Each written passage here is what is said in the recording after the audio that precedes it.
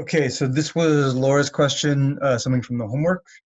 Um, and here it's match the regression equation with the appropriate graph.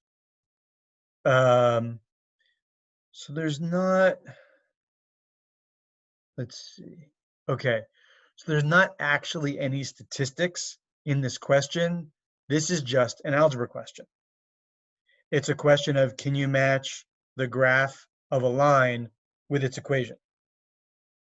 And the question is, how do you do that?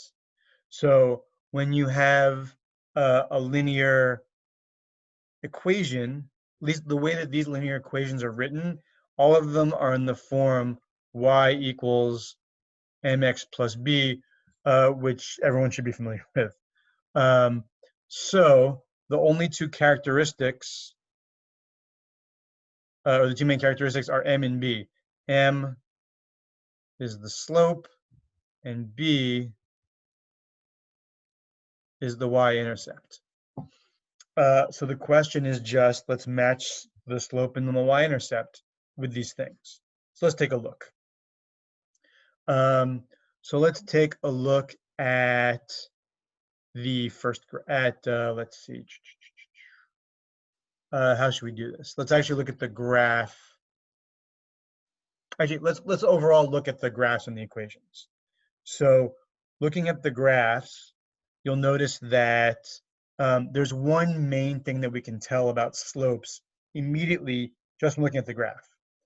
Number one thing is the function increasing or decreasing? And that's the same as saying, is the slope positive or negative? So right away we can see over here, you got slope negative, and on this one, we've also got slope negative because the function is decreasing.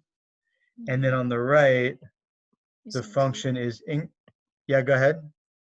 And increasing too.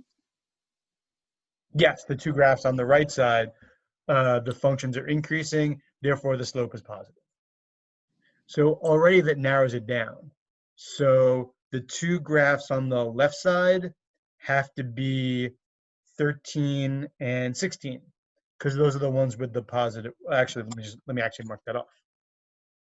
So this one is slope negative. This one is slope positive. This one is slope positive. And this one is slope negative. Okay. So just thinking about slope being positive or negative, that already narrows it down quite a lot. So next we can think about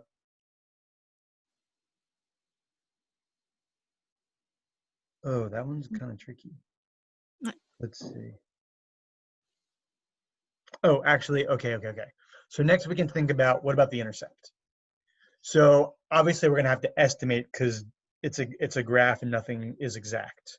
So for example, with the two negative slopes, let's see. Well, actually, those negative slopes are numbers that are not very close together. So looking at comparing the two negative slope graphs, you can see that the bottom one is flatter and the top one is steeper.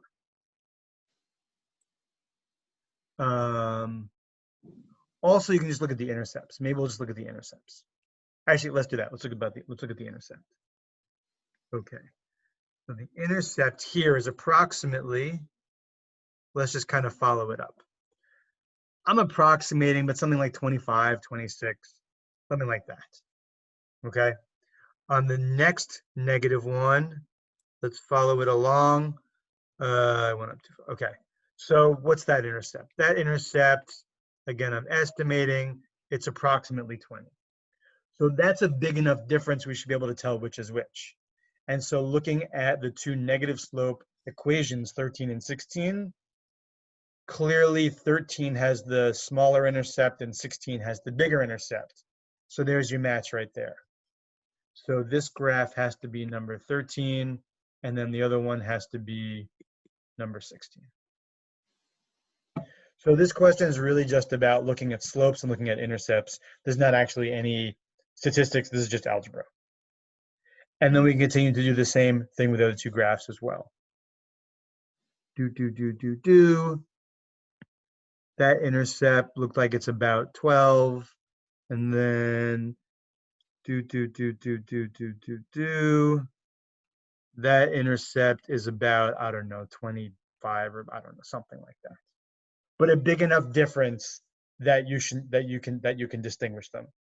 So looking again at those on the two positive slope equations, this intercept is about 22, this intercept is about 10. You can clearly see which is which. So this one has got to be number 15, and then this one has to be number 14.